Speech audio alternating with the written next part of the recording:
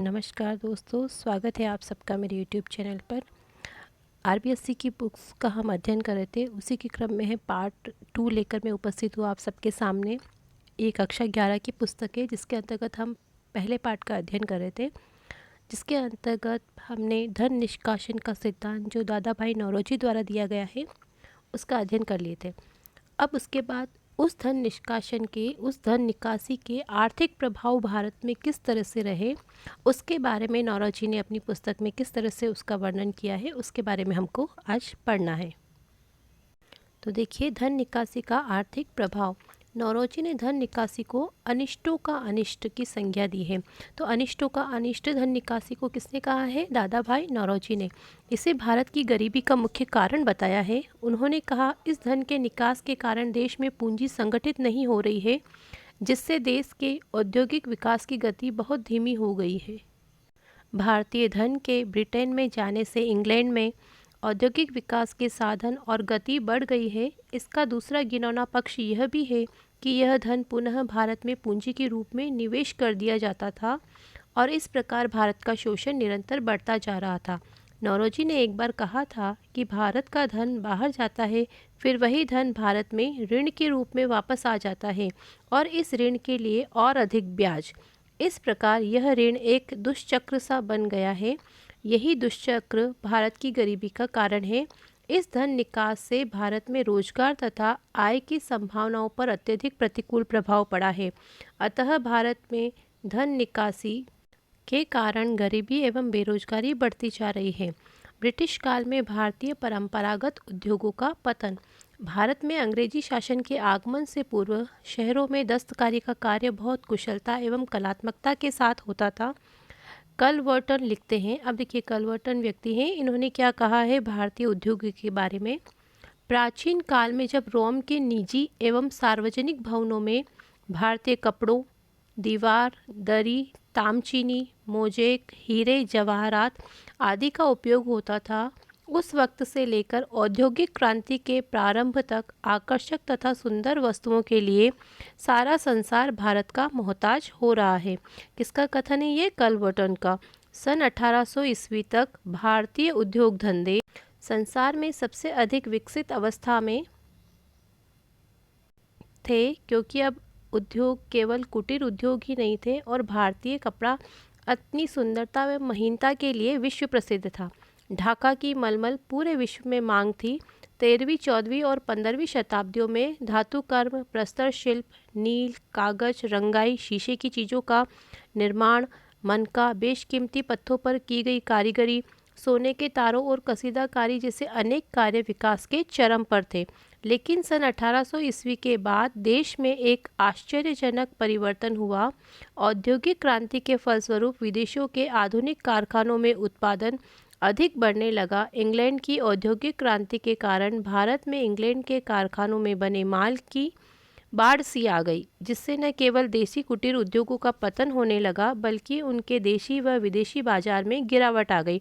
इस घटना को इतिहास में अनऔद्योगिकीकरण कहा जाता है, जिससे भारतीय परंपरागत उद्योगों का पतन हो गया तथा भारतीय अर्थव्यवस्था पर इंग्लैंड का नियंत्रण सुदृढ़ होता गया। ब्रिटिश काल से पूर्व भारत के विभिन्न उद्योग, अब देखिए उनकी स्थिति कैसी थी। उससे पूर्व अर्थात ब्रिटिश काल से पूर्व भारत में विभिन्न प्रकार के उद्योग धंधे फल फूल रहे थे, जैसे ग्रामीण उद्योग, कृषि आधारित उद्योग, कलात्मक ग्रामीण उद्योग और नगरीय कुटीर उद्योग। ईस्ट इंडिया कंपनी का एकमात्र उद्देश्य भारत से कच्चे माल का इंग्लैंड में निर्यात करना तथा ब्रिटेन के कारखानों में निर्मित माल को भारतीय बाजारों में बेचकर अधिकाधिक लाभ कमाना था।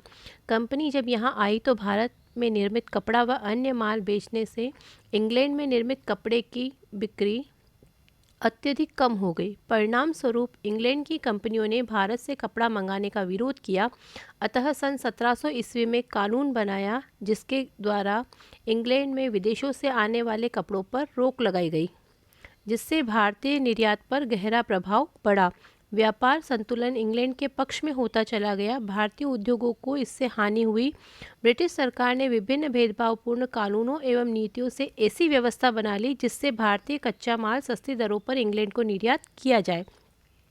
वहाँ के कारखानों में निर्मित माल आयात कर भारतीय बाजारों में महंगी दरों पर बेचा जाए। इसका एक उदाहरण है कपास। बुनकर अपने कपड़े के लिए कपास सूरत और बम्बई से लेते थे। इस कच्चे माल पर अपना नियंत्रण रखने के लिए कंपनी के कर्मचारियों ने एक कंपनी खोल ली और सूरत से 25 लाख रुपए में सारी कपास खरीद ली। इसके परिणाम स्वरूप कपास की कीमत 16 से 18 रुपए प्रति मन से बढ़कर 20 से 30 रुपए प्रति मन हो गई।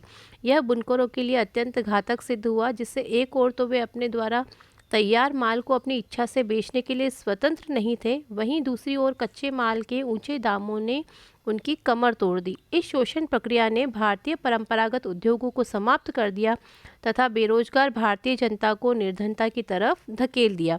इस अनौद्योगिकीकरण के कारण भारतीय जनता की कृषि पर निर्भरता बढ़ती चली गई। ब्रिटिश काल में, अब देखिए कृषि पर किस प्रकार से प्रभाव आए उसे भी हम देख लेते हैं। ब्रिटिश काल में कृषि का इतिहास कृषकों की निर्धनता का इतिहास है।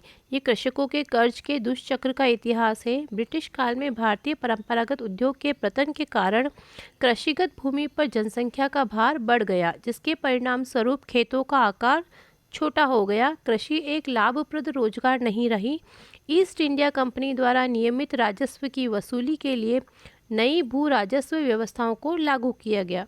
सन 1765 ईस्वी में कंपनी को बंगाल, बिहार व उड़ीसा की दीवानी मिलते ही भू राजस्व वसूलने के लिए स्वयं के लाभ के लिए एक नया ढांचा खड़ा करना था। साम्राज्य विस्तार के लिए अधिक धन की आवश्यकता थी, इसलिए सर्वप्रथम बंगाल में लगान में वृद्धि की गई।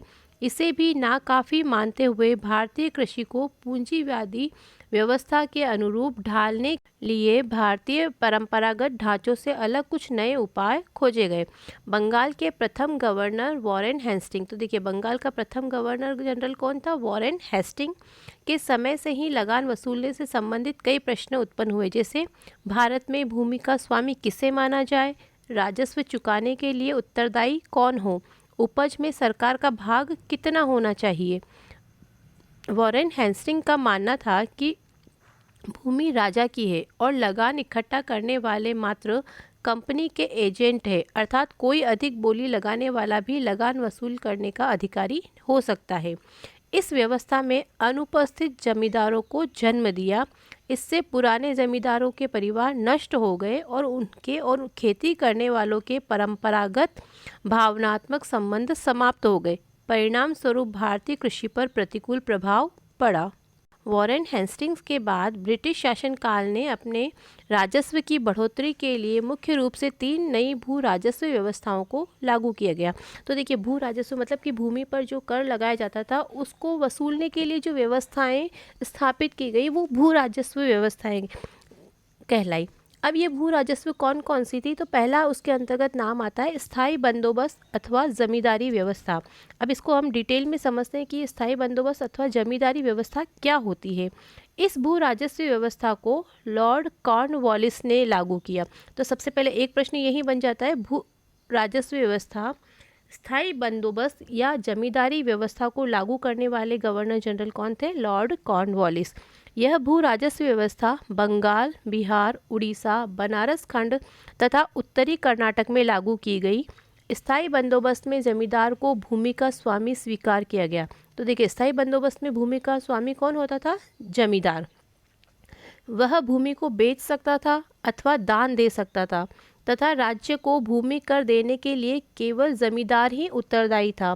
तो जमींदार के पास भूमि रहती थी, उसी का वो स्वामी होता था तथा राज्य को भूमि कर देने के लिए भी जमींदार को ही उत्तरदायी माना जाता था। उसके बाद वो किसानों को अपनी जो ज़मीन होती है, अपनी भूमि होती है, वो कृषि करने के लिए देते थे और उस पर जो उपज होती है उसके अनुसार वो उसका कुछ भाग जो भी कर निर्धारित होता वो अंग्रेजों को देते थे। उससे कर न देने पर उसकी भूमि को जब्त कर लिया जाता था। इस व्यवस्था में भू राजस्व को स्थायी रूप से निश्चित कर दिया जाता था, जिसकी वसूली कंपनी जमींदार से करती थी। इस कारण इस व्यवस्था को स्थायी जमींदारी व्यवस्था भी कहा जाता है। तो देखिए स्थायी बंदोबस्त या जमींदारी व्यवस्था या स्थायी जमींदारी व्यवस्था तीनों एक ही हैं।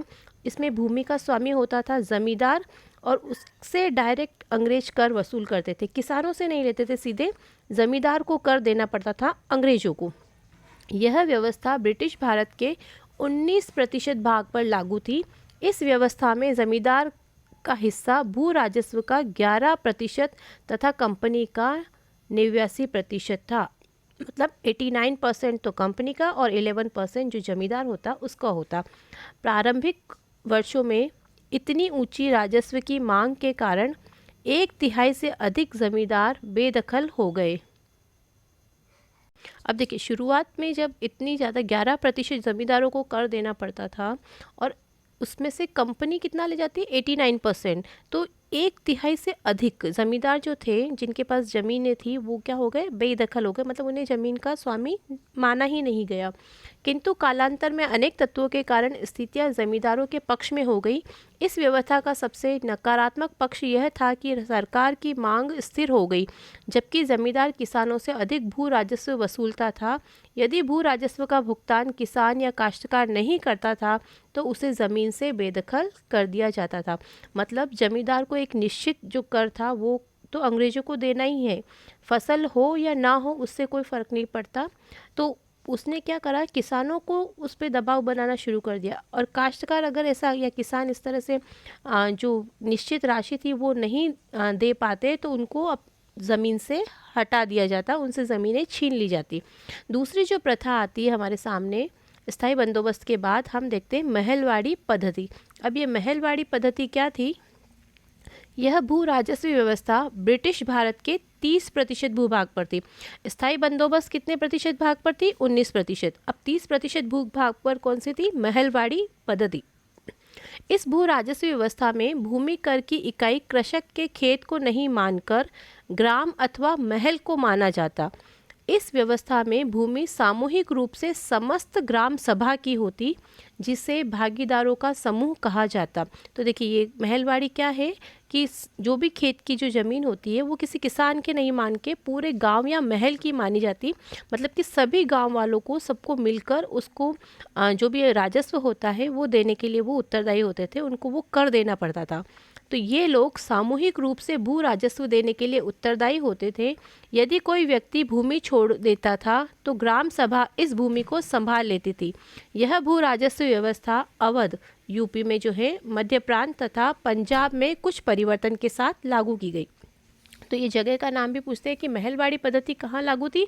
अवध, मध्य प्रांत तथा पंजाब में। इस भू राजस्व व्यवस्था में कर की वास्तविक दर के स्थान पर संभावित दर पर कर लिया जाने लगा था, जिसके कारण कृषकों की स्थिति और अधिक खराब हो गई। इस कारण इस क्षेत्र में लोगों ने सन 1857 ईस्वी के विद्रोह में भाग लिया था। इसी के अंतर्गत अगली जो व्यवस्था आती है उसे रैयतवाड़ी भू राजस्व व्यवस्था कहते हैं।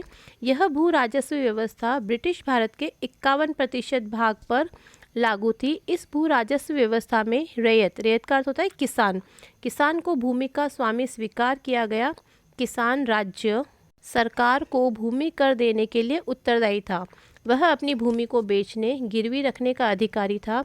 वह अपनी भूमि से उस समय तक वंचित नहीं किया जा सकता था जब तक वह समय पर भूमि कर देता रहे। इस व्यवस्था को मद्रास प्रेसिडेंसी के 12 महल जिले में सन 1792 ईस्वी में कैप्टन रीड व टॉमस मुनरो की सहायता से लागू किया गया। तो यहाँ कब लागू किया गया? 1792 में, 1792 में। कहाँ पर? मद्रास प्रेसिडेंसी के 12 महल जिले में। किसने लागू किया? कैप्टन रीड व टॉमस मुनरो की सहायता से, है ना। वहाँ हम पढ़ते हैं स्थायी बंदोबस्त, तो लॉर्ड कॉर्नवालिस। मद्रास प्रेसिडेंसी में ये रैयतवाड़ी व्यवस्था, कैप्टन रीड और टॉमस मुनरो। तो इनसे संबंधित प्रश्न भी बनते हैं। इस व्यवस्था को बम्बई में ई गोल्डस्मिथ, कैप्टन डेविडसन और कैप्टन विग्नेट के भू सर्वेक्षण के बाद लागू किया गया। तो ई गोल्डस्मिथ, कैप्टन डेविडसन और कैप्टन विग्नेट के भू सर्वेक्षण के बाद लागू किया गया